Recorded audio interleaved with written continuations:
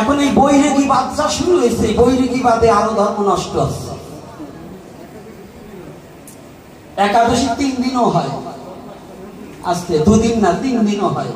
তবে শাস্ত্র সিদ্ধান্ত স্মার্ত মতে যারা, তারা দশমী সংযুক্ত করে, কিন্তু সনাতন গোস্বামী এবং গোপাল ভট্ট গোস্বামীর সিদ্ধান্ত যুক্ত, হরিভক্তি বিলাস সিদ্ধান্ত যুক্ত দশমী সংযুক্ত একাদশী ভক্তদের কৃষ্ণ মন্ত্রে যারা দীক্ষিত, তাদের এটা গ্রহণযোগ্য নয়।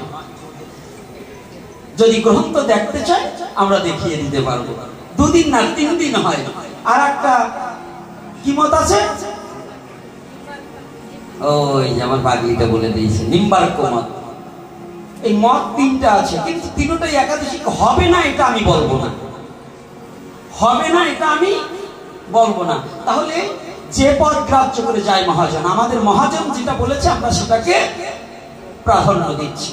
তাই আসল যে কথাটা বলছি, এই বৈদিকী মতবাদ কি এই বৈষ্ণবদের মধ্যেও এখন